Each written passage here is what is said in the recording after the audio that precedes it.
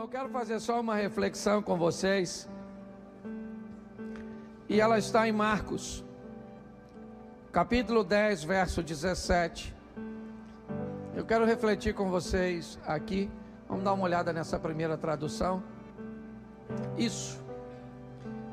E pondo-se a caminho, correu para ele um homem, o qual se ajoelhou diante dele e lhe perguntou: Bom mestre, que farei para herdar a vida eterna?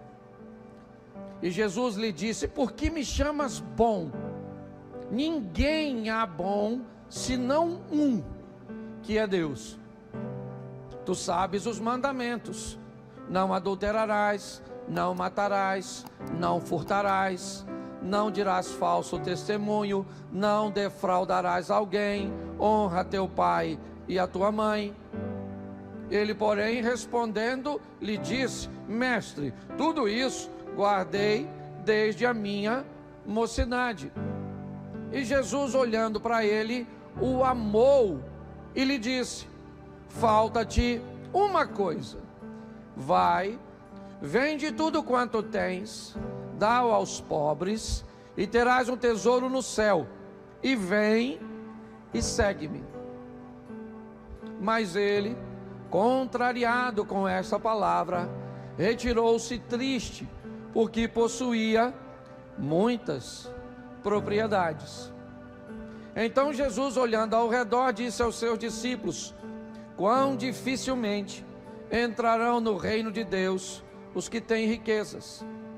E os discípulos se admiravam dessas suas palavras.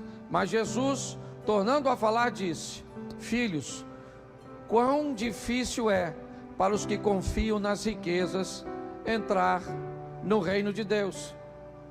É mais fácil um camelo passar por o fundo de uma agulha do que entrar um rico no reino de Deus. Feche seus olhos. Senhor nosso Deus e Pai, em nome de Jesus, eis aqui a tua palavra, continua falando conosco. Usa-me como um canal de bênção nesta hora, em nome de Jesus. Você pode dizer amém? Amém. Bom, essa história é uma história narrada em 3 evangelhos. Mateus, Marcos e Lucas narram a mesma história. Me parece que Mateus diz apenas que é um indivíduo. Lucas diz que esse indivíduo é jovem. Mas Marcos quer trazer uma responsabilidade. Então Marcos diz: um homem. Me parece que o propósito de Marcos é responsabilizar. Não interessa se ele é jovem ou não, se eu vou identificá-lo ou não. Marcos me parece que utiliza uma linguagem que tem por propósito trazer uma responsabilidade sobre as decisões. Enquanto Lucas me parece dizer que talvez este moço, por sua imaturidade, por ser jovem, ele ainda não tem muita habilidade para separar as coisas materiais das espirituais. Inclusive o Lucas, assim que termina o capítulo 18, dizendo da dificuldade de um rico entrar no reino dos céus, Lucas abre o capítulo 19, levando a mensagem de que Jesus entra na casa de um velho rico, chamado Zaqueu, e diz no final: hoje veio salvação a esta casa. Lembre que ele está discipulando seus discípulos. Então no capítulo 18 de Lucas, ele diz: olha como imaturos lidam com coisas materiais. São capazes de colocar essas coisas acima da alma, acima da salvação, acima de Deus. Mas olhe como o maduro é como se fosse o jovem rico e o velho rico. Então em momento nenhum Deus está proibindo as riquezas. Ele está apenas mostrando que o dinheiro é um excelente servo, porém é um péssimo senhor. Mas Marcos não tem essa tônica. Marcos traz uma responsabilidade, e ele vai citar algumas coisas muito importantes. Pondo-se de caminho, correu um homem, seja quem ele fosse. Ele é um homem, e isso o torna responsável por suas decisões. A primeira coisa que eu quero chamar a atenção hoje da igreja é que quanto mais rápido você se tornar responsável por suas decisões, quanto mais rápido você entender que todo ser humano emocionalmente saudável está procurando ser feliz. Aliás, o único ser vivo que busca felicidade é o ser humano. Todos os outros seres vivos se dão por satisfeitos ao terminar o dia e continuarem vivos, terem conseguido sobreviver a um ambiente predatório. O único ser vivo que terminar o dia vivo para ele não é suficiente é o ser humano, porque o ser humano é aquele que busca a felicidade. A felicidade é um salário, na verdade. Era aquilo que você recebe por suas decisões assertivas de médio e longo prazo. Felizes são aqueles que aprenderam a tomar decisões de médio a longo prazo, em áreas que ele sabe que são extremamente importantes de sua vida. Por quê? Porque ele sabe que vão receber o resultado de suas escolhas um pouco mais à frente. Então Marcos começa dizendo um homem, trazendo responsabilidade, uma mulher, ok? Alguém adulto, apto para lidar com as consequências daquilo que fez, daquilo que faz, de suas escolhas. É um homem para não botar a culpa em Satanás, é um homem para não botar a culpa no governo, é um homem para não botar a culpa nos outros. São pessoas altamente habilitadas a lidarem com suas escolhas. É assim que Marcos começa. Ele continua dizendo que este homem tem duas coisas. E correu para ele tem pressa. Ele está correndo para Jesus. O que ele quer? Eu já sei que ele é rico. Eu já sei que ele é alguém que não tem necessidades financeiras. Ele é alguém que está extremamente organizado com suas coisas, que tem muitas posses. Mas o que ele está, ou que pressa é essa que ele tem? O que ele está querendo? Que para ele precisa empregar uma velocidade para alcançar Jesus. Quando ele se aproxima correndo com suas emergências, me parece que a Bíblia está dizendo: não interessa o que você tem de material, se lhe faltar alguma coisa para sua alma, a emergência é a mesma.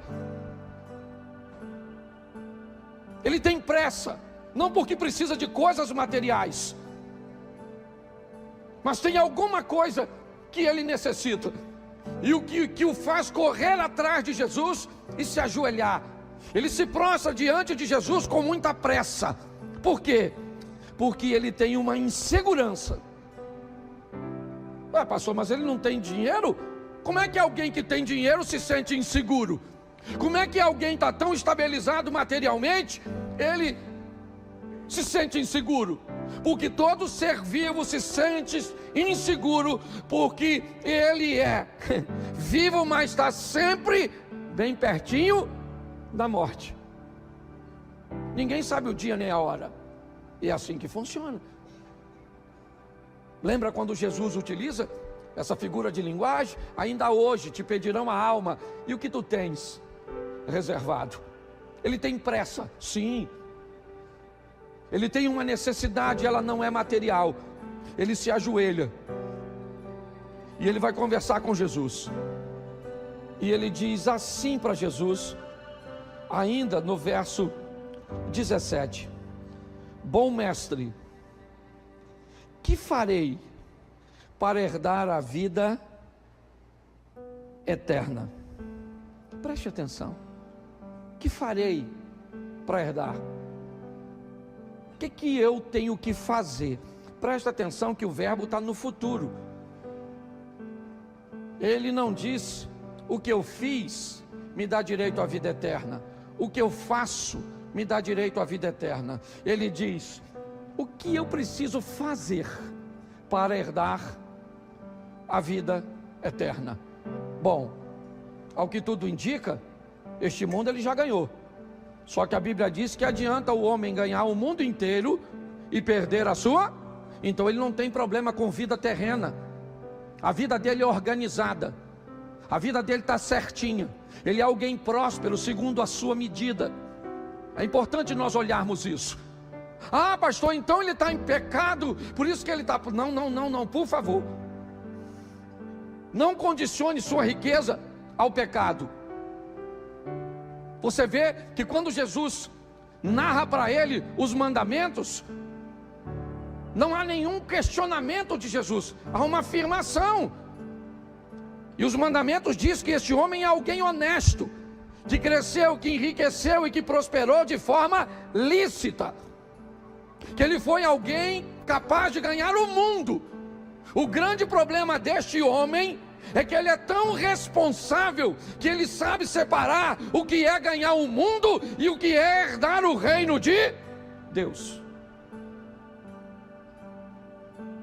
E é essa a dúvida dele. Seu dinheiro não lhe garante que ele vai herdar o reino dos céus. Esse é um assunto que para ele ainda está pendente. Suas contas estão pagas, suas coisas estão todas organizadas. Ele é alguém sério, honesto, mas tem um problema: ele não tem certeza de sua salvação. Então ele diz: bom mestre, que farei para herdar a vida? E aí Jesus pergunta: por que me chamas bom, cara? Por que é que você está me chamando de bom? Por que o elogio? Por que esse adjetivo sobre mim? Deixa eu te explicar uma coisa, homem. Bom só há um, que é Deus. Escute o que esse camarada está ouvindo de Jesus. Me parece que quando ele chama Jesus de bom, na verdade ele está falando mais de si mesmo do que de Jesus. Ele está querendo dizer: com o estilo de vida que eu levo, honrando pai e mãe, não defraudando ninguém, não adulterando, não matando, não roubando. Você vê que Jesus cita 6 mandamentos para ele, fica somente 4 de fora. E todos os 4, inevitavelmente, pelo menos 3 deles têm relações com questões materiais. Dividir o dinheiro com o próximo, amar o próximo como a ti mesmo, honrar a Deus, o que nós acabamos de fazer com dízimos e ofertas. Eu não vou falar disso, não vou me deter, mas eu preciso mostrar a vocês o que está acontecendo aqui. Jesus, quando diz para ele: eu não sou bom, bom só há um. Quando Jesus diz bom só há um, que é Deus, o que é que Jesus está dizendo para o garoto? Ou para o homem, ou para o rapaz, ou para o príncipe, seja qual for a tradução: você não é o que você pensa ser. Baixa a bola, querido, vai devagar. Jesus disse: bom só há um, que é isso. O que eu preciso fazer para herdar a vida eterna? O que eu tenho que fazer, Jesus? Me diga. O que eu tenho que fazer para ganhar dinheiro, para administrar bem minha vida, para viver uma vida organizada? Eu já sei. Eu não estou com problema nessa área. Meu problema é porque eu preciso saber o que eu tenho que fazer para herdar a vida eterna. Jesus então diz para ele algo aparentemente simples. E o texto diz assim: você conhece os mandamentos. Note que ele não pergunta. Ele poderia perguntar: você conhece os mandamentos? E o rapaz diria: lógico que eu conheço. Jesus não pergunta, Jesus afirma. Na afirmação de Jesus, ele está dizendo para o rapaz: eu sei quem você é. Eu conheço você. Eu conheço você como eu conheço Natanael. Eu conheço você como eu conheço Zaqueu. Eu conheço você como eu conheço a mulher samaritana. Eu sei o seu nome, sei onde você mora, sei tudo o que você viveu até o presente momento, porque eu, na figura de Deus, te teci no ventre da sua mãe. Então você pode enganar qualquer um, a mim não. Então Jesus disse: você conhece os mandamentos, e eu vou te explicar aqui agora qual você conhece. Deixa eu ler para vocês. Não adulterarás, não matarás, não furtarás. Note, está falando da integridade do indivíduo. É isso que Jesus está falando. Esse cara é um cara íntegro. Ele não enriqueceu de forma ilícita, roubando nem lesando ninguém.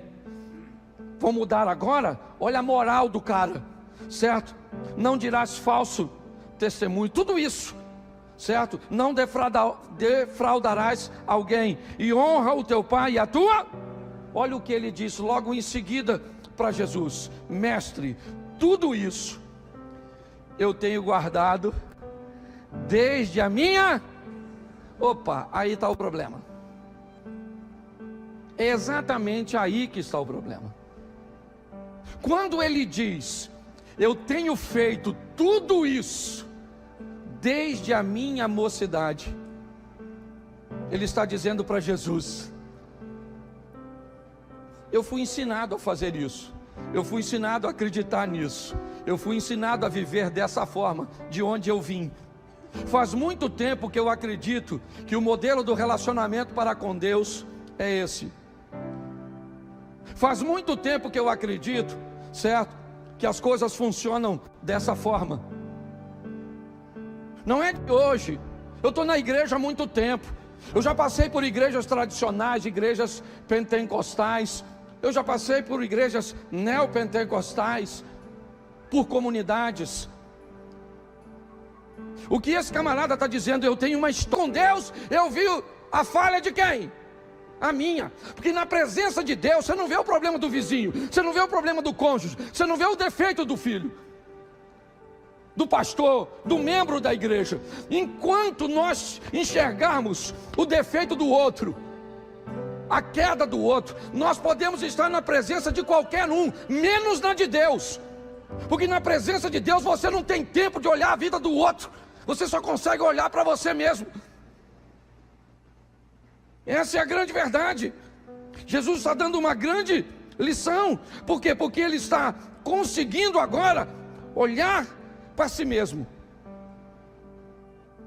E qual é o problema? É que ele aprendeu desde pequeno, e agora ele encontra com Jesus trazendo algo que vai de encontro ao que ele aprendeu desde pequeno. Então ele está com muita dificuldade. Para esse camarada aceitar o que Jesus está dizendo, ele vai ter que quebrar um paradigma. Ele vai ter que romper com valores, com princípios que ele recebeu, com matrizes que, por mais bem intencionadas que elas foram, elas ensinaram as pessoas de forma errada. Esse dia a gente estava brincando aqui com a questão do jejum. Desde que eu era novo, que me falaram que quando nós estamos fazendo jejum, nós não podemos falar com ninguém. Eu acreditei nisso. Eu não sei se você acreditou, eu vou falar de mim. Mas eu acreditei, eu já brinquei aqui. Eu acreditei que rato virava morcego, eu acreditei que manga com leite matava, eu acreditei que espelho, quando trovejava, se não cobrisse, que o saci piava na moita, que tinha uma mula que não tinha cabeça, mas que pegava nós, o velho do saco e outras coisas mais. E eu não tenho vergonha de dizer isso não, certo? Agora, quando eu vejo Jesus ir para o deserto, jejuar 40 dias, e foi sozinho, e o pessoal escreve que ele jejuou, eu desculpo que Jesus contou.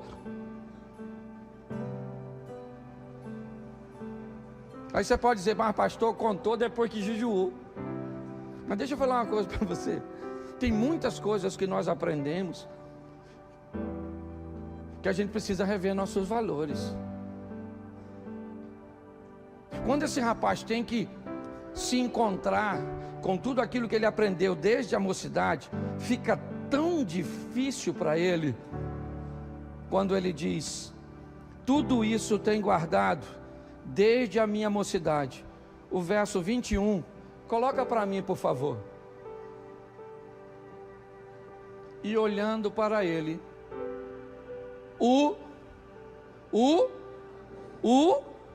Preste atenção. Assim que ele diz que faz tudo aquilo desde sua mocidade, o texto diz: Jesus olha e o ama, porque está entendendo por que para ele é tão difícil romper. Por que para ele é tão difícil se encaixar? Por isso eu não acredito a via de regra de mudanças instantâneas. Para mim, as mudanças mais seguras são aquelas gradativas, cujo qual todos os dias nós vamos avançando um pouquinho para nos tornarmos melhor.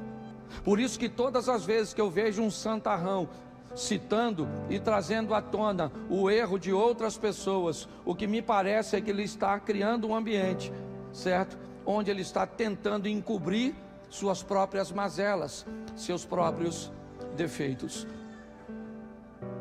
Jesus olha para ele e o ama. Por quê? Porque vê que há um confronto. Porque esse cara é um cara bom.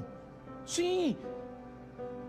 Talvez não na conotação cujo qual ele achava que pela maneira que ele administrava a sua vida, isso já seria suficiente para ele entrar no reino dos céus.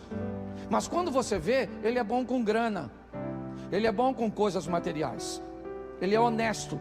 Jesus afirma, dizendo para ele: eu sei que você conhece e não rouba, eu sei que você conhece e não adultera, eu sei que você conhece e não mata, eu sei que você conhece e não cobiça as coisas dos outros. Eu conheço você, eu sei quem você é. Mas quando você está se deparando com algo novo, que precisa romper com alguma coisa do passado, e aí eu poderia usar isso para aplicar em diversas áreas da vida. Está aqui gente que é especialista na área. Quantas pessoas, certo, que ainda se sentem aprisionadas por questões lá de trás, porque não conseguiram se libertar da culpa de algo que fizeram, da dor de algo que aconteceu lá atrás. Jesus olha para ele e o ama.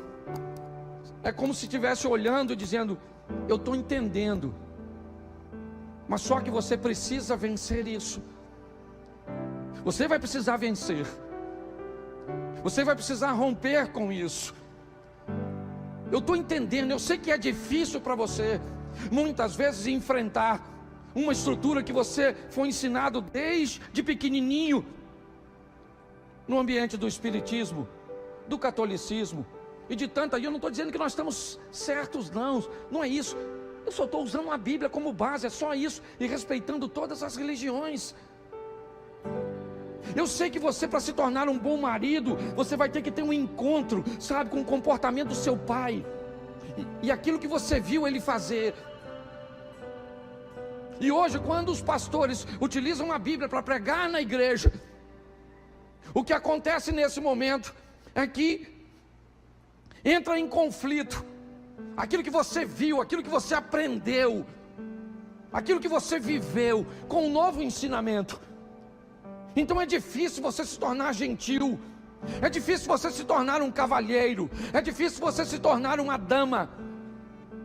É difícil dizer para você: cuidado com o seu decote, cuidado com a saia curta, cuidado com esse ambiente cujo qual você pode se distanciar. Mas quando nós falamos isso, boa parte das pessoas não conseguem, porque entra em choque. É desde a mocidade, desde pequena, que ela viu pessoas se vestirem desse jeito, falarem desse jeito, administrarem dinheiro desse jeito, ter sua vida espiritual desse jeito.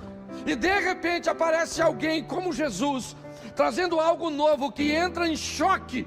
Então Jesus olha para o garoto, que talvez eu e você colocaríamos defeito, e o ama. Olhando para ele, o amou. Ele disse: preste atenção, Jesus o amou, sim ou não, mas não baixou a régua para ele entrar no seu reino. Você está entendendo? Ele ama, mas não baixa a régua. Ele ama, mas não vai abrir uma concessão para qualquer tipo de pessoa entrar. Não é assim. Ele o amou e lhe disse: falta-te uma coisa.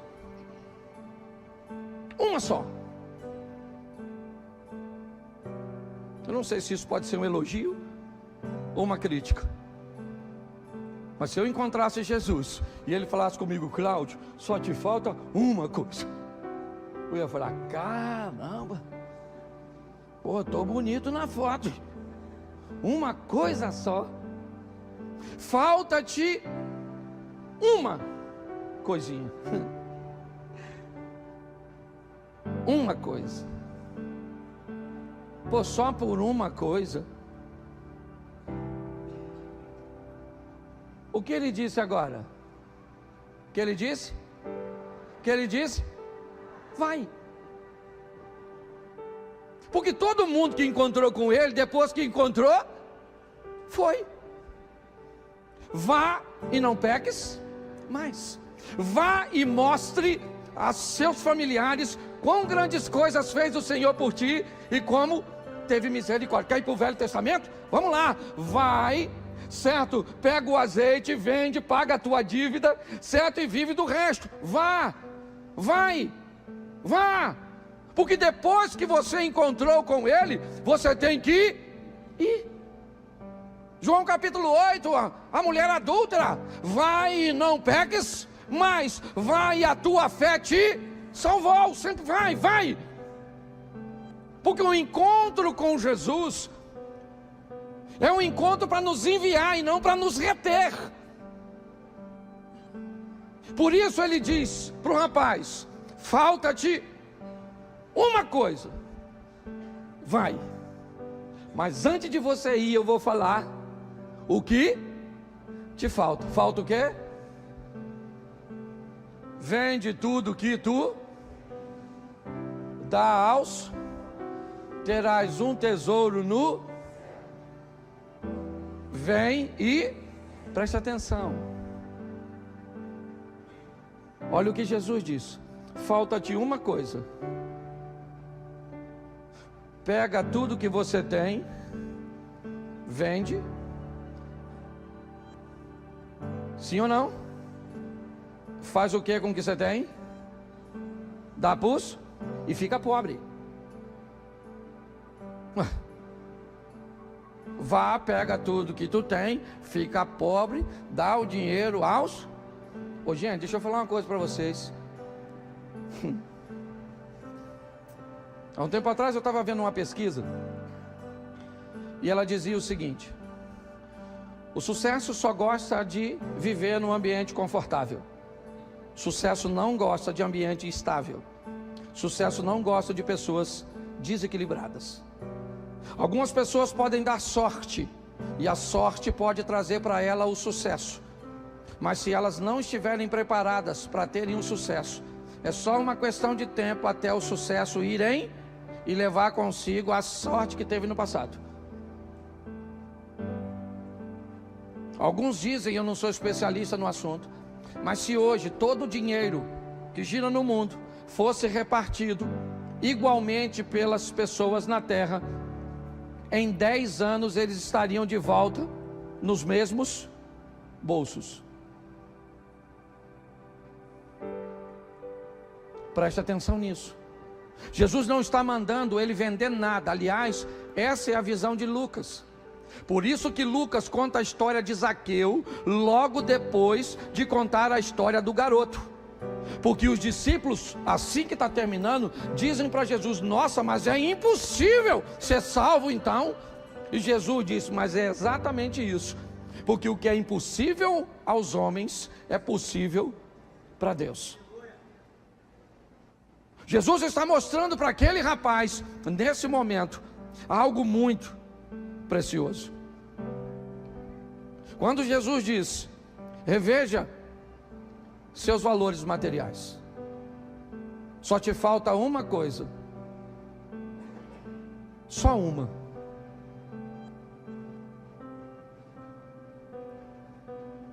Os seus recursos materiais, a sua visão material está sobrepondo, está acima E nós precisamos eliminar tudo isso.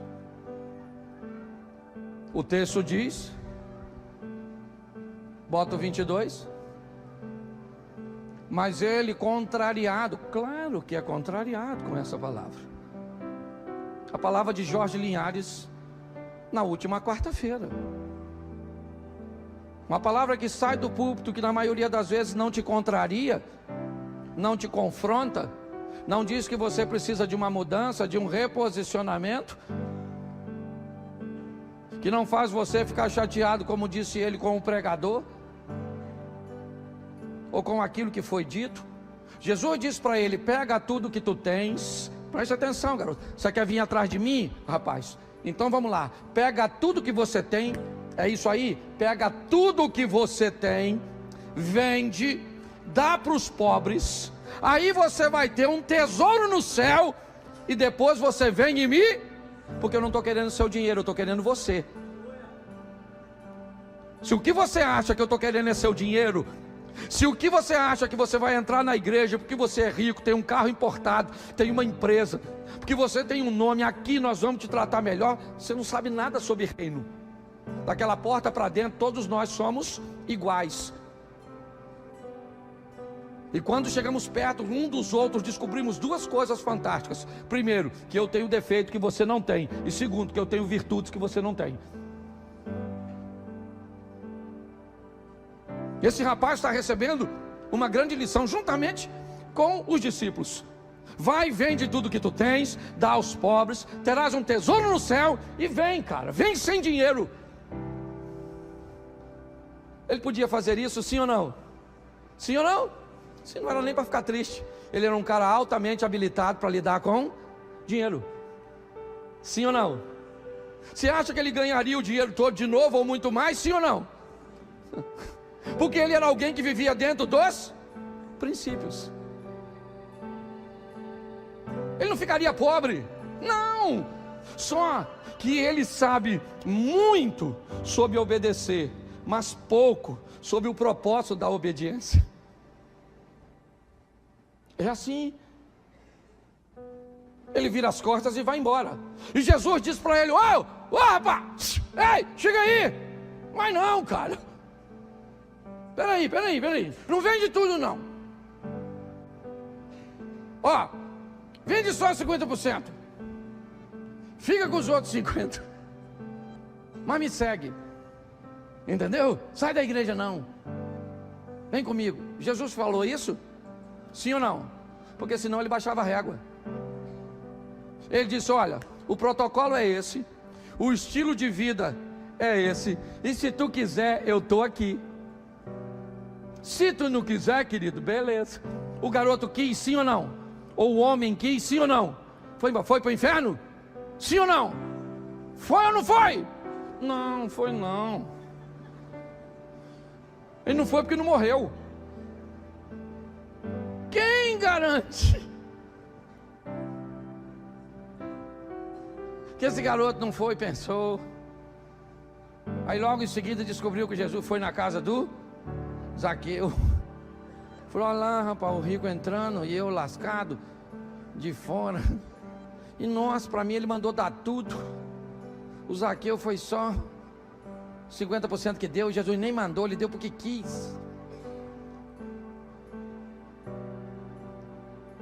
Preste atenção nisso. Eu tenho falado muito sobre o modelo de relacionamento para com Deus. Eu não sei o que Deus quer de você. Eu só tenho certeza de que o que Ele quer de você não é a mesma coisa que Ele quer de mim. Isso eu tenho certeza. O que Ele tem para mim não é a mesma coisa que Ele tem para você. O que Ele pode fazer na minha vida, Ele pode fazer na sua, mas não vai fazer. E o que Ele vai fazer na sua, Ele não faz na minha, porque não é o propósito dEle para mim me dar o que Ele tem para você. Nós precisamos entender isso. Esse rapaz, essa história, ela termina aparentemente estranha. É verdade. Mas a do Nicodemos também terminou. Ele foi de noite ter com Jesus. Jesus lhe disse: põe para mim João 3. É 3? Eu acho que é. João capítulo 3. Isso, havia entre os fariseus um homem chamado Nicodemos, príncipe dos judeus. Este foi ter de noite com Jesus e disse-lhe: Rabi, bem sabemos que és mestre vindo de Deus, porque ninguém pode fazer esses sinais que tu fazes se Deus não for com ele, certo? E Jesus respondendo disse: na verdade te digo, que aquele que não nascer de novo não poderá ver o reino de Deus. Põe aí. Ele disse-lhe Nicodemos: como pode ser um homem sendo, nascer de novo sendo velho? Porventura poderia esse tornar o ventre de sua mãe para nascer? O que Jesus disse? Certo? Aquele que não nascer da água e do Espírito não pode entrar no reino de... Isso, vamos lá. O que é nascido da carne é, o que é nascido do Espírito é... Vamos embora. Não te maravilhe de que tenha te dito necessário vos é nascer de novo. Vamos lá. O vento sopra onde quer e ouve a sua voz e não sabe de onde vem nem para onde vai. Assim é todo aquele que é nascido do... Vamos embora. Nicodemos respondeu e disse: como pode ser isso? Jesus respondeu e disse: tu és mestre de Israel e não sabe isso? Se na verdade te digo, certo? O que nós dizemos e sabemos e testificamos, o que vimos e não aceita o nosso testemunho. Se vos falei das coisas terrestres, não cresce como mais se eu falar das coisas celestiais. Ora, ninguém que subiu ao céu, depois você lê, que eu não sou obrigado também a ler tudo. Eu só queria que você entendesse uma coisa. Depois dessa conversa, o tal do Nicodemo vai para casa. Aconteceu alguma coisa, sim ou não? Capítulo 3. Bota aí, capítulo 7, versículo 51. Dá uma olhada nesse camarada aí. 7,51 de Nicodemo. De João. De Nicodemo. Volta aos 50. Isso. Nicodemos. O que era? Um deles. O que de noite fora ter com? Disse-lhes: porventura condena a nossa lei um homem sem primeiro ouvir e ter conhecimento do que faz? Olha o que disseram. Responderam eles e disseram: és tu também na Galileia, rapaz? Examina e verás que da Galileia nenhum profeta surgiu. E cada um foi para sua casa. Gosto desse texto. Estava falando mal de Jesus, sentando por rede. Aí Nicodemo falou: parada é essa, maluco? Poxa, nós não temos direito de falar mal de um camarada sem saber direito. Aí os caras falaram assim: ô Nico, escute só. Na Galileia não veio profeta nenhum não, rapaz. Leia a Bíblia, miserável. Entendeu? Você também está acreditando nesse negócio? O que o Nicodemo fez? Foi para casa, falou nada. Sim ou não? Capítulo 19, versículo 38, 39, 40. Dá uma olhada no Nico agora. Depois disso, José de Arimateia, que era discípulo de Jesus, mas eu gosto dessa expressão, discípulo oculto. Conhece alguns? Assim, ó. Aquela turma que é discípulo, mano.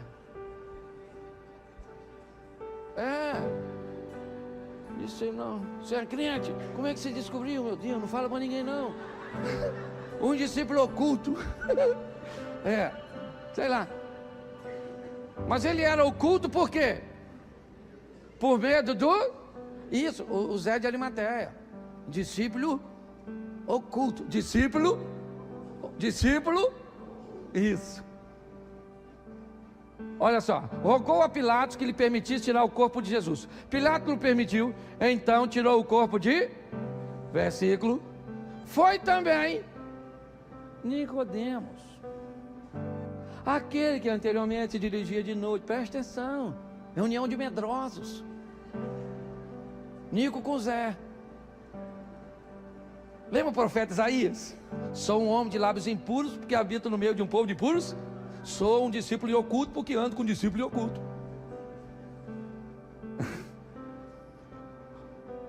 O Nicodemo, uma história que começou no capítulo, já está no... Começou de noite e agora é de dia. Olha só.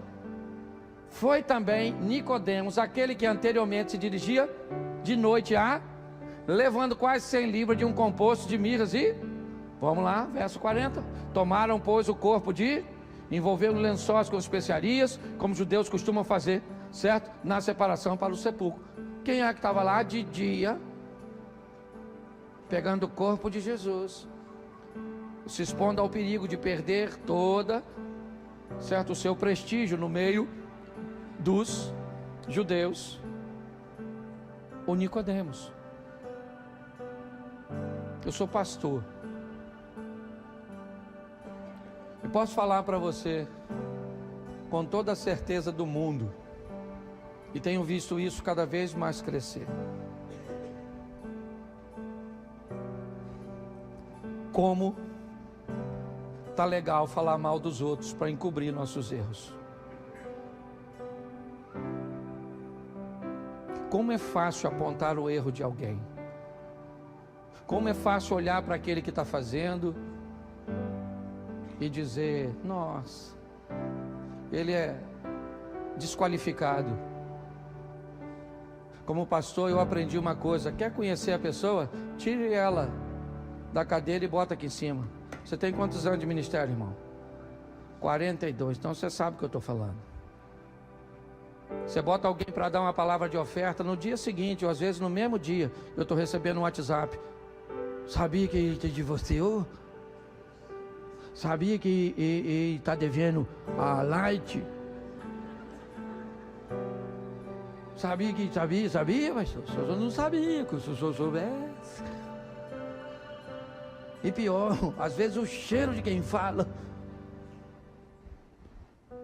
é pior. Eu gosto, sabe, dessa colocação, de que todas as vezes que a palavra chega, ela faz o que aconteceu com este rapaz. Ela nos leva, né, a ter um encontro com aquilo que faz com que estabeleçamos o comportamento com o propósito de nos transformar, de nos mudar. Nós tínhamos uma frase no começo que a igreja começou, no início da igreja, que eu mantinha ela colocada, e esses dias alguém me cobrou a falta dela, e ela dizia assim: aqui não toleramos o nosso pecado, porque toleraríamos ao seu. E de um tempo para cá, eu tirei essa frase aqui. Sabe por quê, Eliezer? Senão tinha que sair da igreja. Que parecia que ela estava escondendo, e eu também tenho pecado. Não vou falar, mas tenho. E tu também tem. Não fica olhando para mim com essa cara de quem não tem. Se você tem escondido no obscuro, se você estivesse lá com a pedrinha na mão, aquela mulher, Jesus falasse: atira a primeira pedra, quem aqui atiraria? Levanta a mão. Aí, só uma garotinha lá. E ela tacaria mesmo. Essa garotinha gosta de tacar pedra, Então, olha só, nós estamos numa proposta de oportunidade. Agora Jesus não vai descer a régua, entendeu? Sem santificação, ninguém lute com todas as forças para melhorar. O resquício que sobrar vai para o perdão, entendeu? Aí você fazia fofoca assim quase todo dia. Nossa! Agora você faz fofoca uma vez por semana.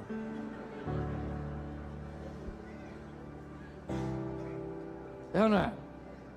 O que é isso? Evolução. Você brigava com a sua esposa, xingava a mãe dela. Hoje você briga, xinga uma prima de 2º grau. Diminuiu a intensidade. Você está rindo, mas é sério. Nós estamos aqui para melhorar. Se uma hora você achar que não dá para caminhar com a gente, que você é santo demais, procura uma igreja que tem mais santo que nós. Porque nós vamos continuar aqui, meu filho, lutando para ser crente, pedindo a Deus todos os dias misericórdia. Senhor, nos ajuda para a gente melhorar, servir de exemplo para alguém. Vamos embora. E o dia que você vê alguém da igreja, por favor, fazendo algo de errado, me permita usar você como elemento de prova, porque senão eu não posso fazer nada. As pessoas falam: pastor, vou falar uma coisa para o senhor aqui, ó, mas o senhor não fala o que eu falei, mas fulano está fazendo isso e isso, mas O senhor tem que corrigir. Mas então vão lá para a cariação. Vão levar o criminoso. Não quero me comprometer. E aí eu me lasco. Tem gente na rua aí que eu tive que afastar porque fez besteira, mas não pude falar a besteira que fez. A família dele toda passa e vira as costas para mim. Sabia disso? Vira as costas para mim. E eu não posso falar: dona, chega aqui, chama seus filhos tudo, que eu vou falar quem é seu marido. Pronto, desgracei um casamento. Então lasca em mim. Mas eu estou feliz.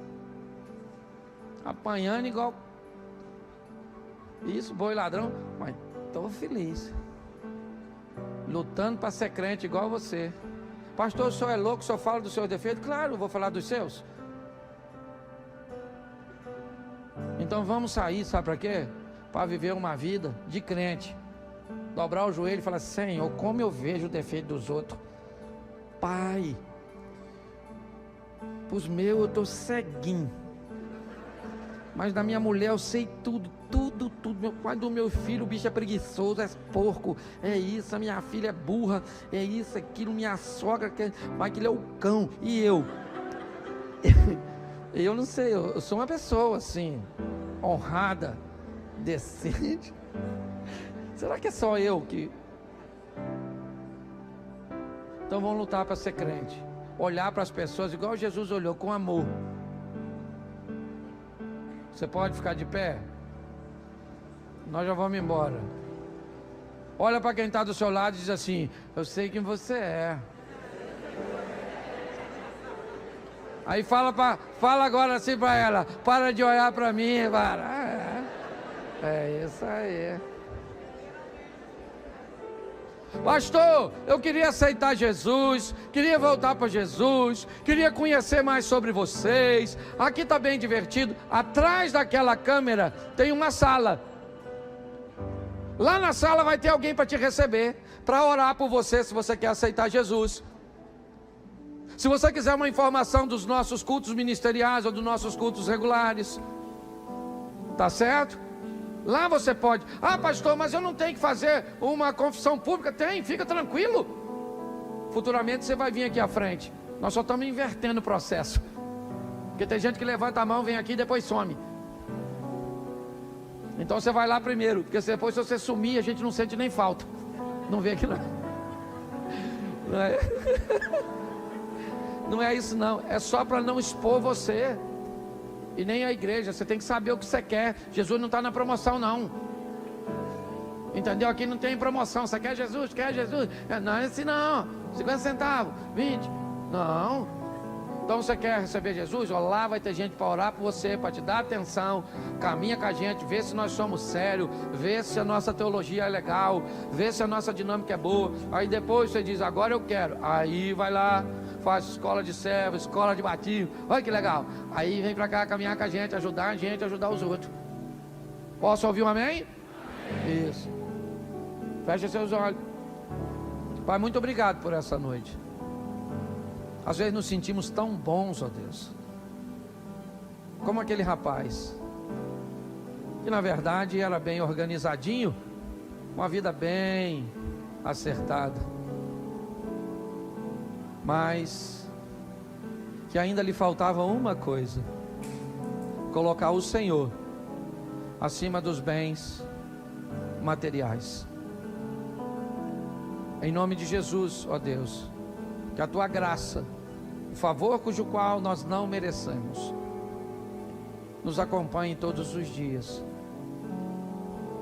Que a conscientização do teu Espírito Santo, que é aquele que convence do pecado, da justiça e do juízo, nos ajude a melhorarmos todos os dias.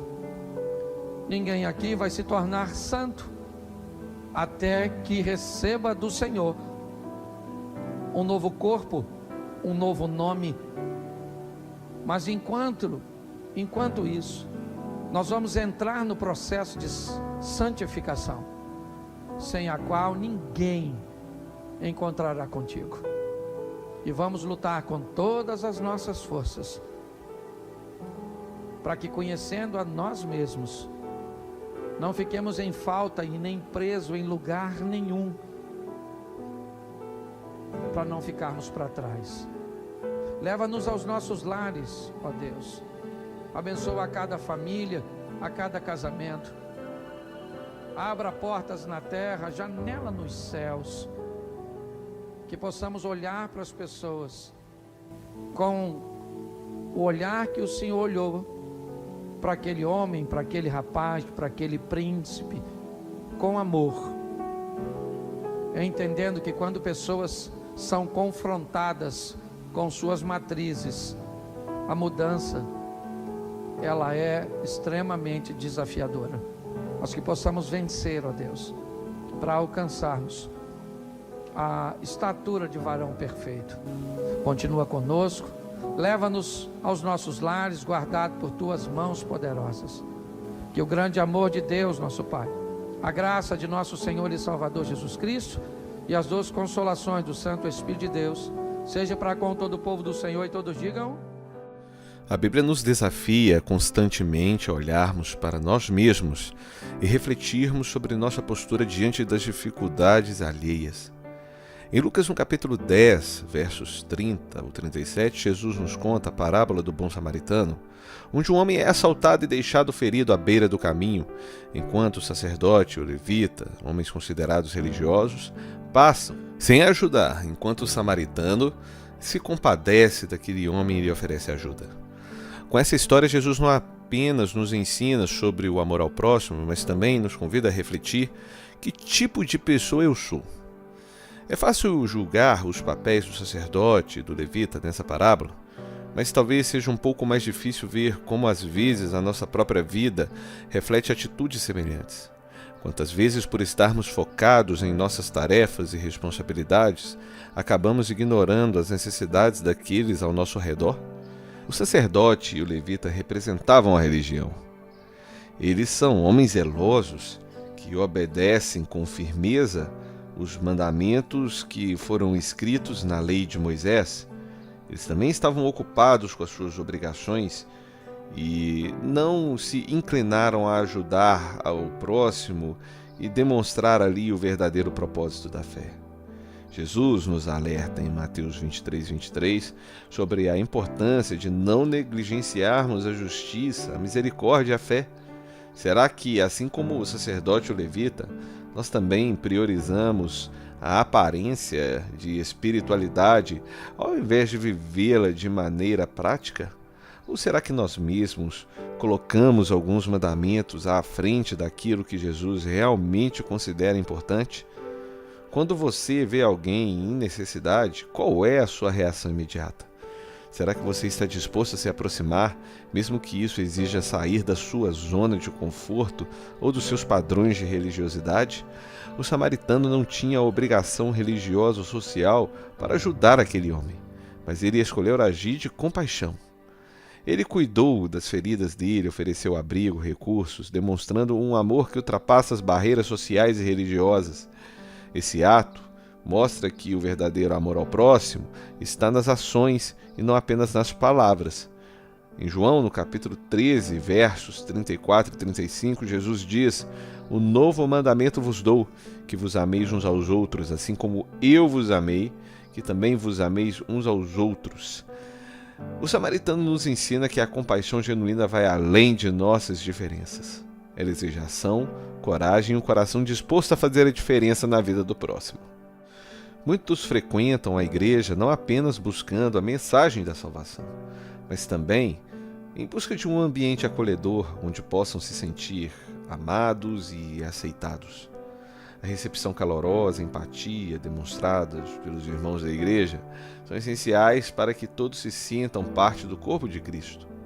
Em Romanos, no capítulo 15, verso 7, Paulo nos exorta: "Portanto, acolham uns aos outros como também Cristo nos acolheu para a glória dele." A igreja é um lugar onde todos deveriam se sentir bem-vindos, independente das suas aparências, origem ou condição. Somos chamados a ser como o bom samaritano, oferecendo apoio, cuidado, compaixão e muito amor para aqueles que chegam em nossas vidas. Quando alguém chega à sua igreja, você toma a iniciativa de acolhê-lo e fazer com que se sintam em casa? Para vivermos como o bom samaritano, precisamos adotar uma postura ativa de cuidado e empatia.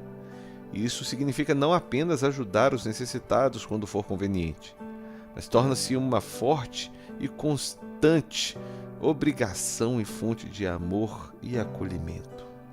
A parábola do bom samaritano nos desafia a refletir profundamente sobre quem somos e qual é a nossa verdadeira atitude diante da necessidade e do nosso amor ao próximo. Deus nos chamou para sermos luz e para isso precisamos demonstrar toda a graça e compaixão que são genuínas dele, o nosso Senhor.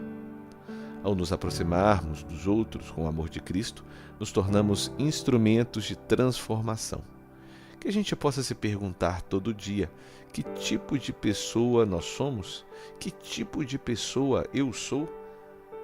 Bem, que as nossas ações possam demonstrar o amor e a graça de Deus. Amém? Espero que você tenha gostado desse vídeo, que ele tenha sido edificante para você. Se você chegou até aqui e não se inscreveu, aproveite esse momento para se inscrever no canal, deixar o seu like. Diz aí o que você achou do vídeo nos comentários e que Deus te abençoe muito. Até breve!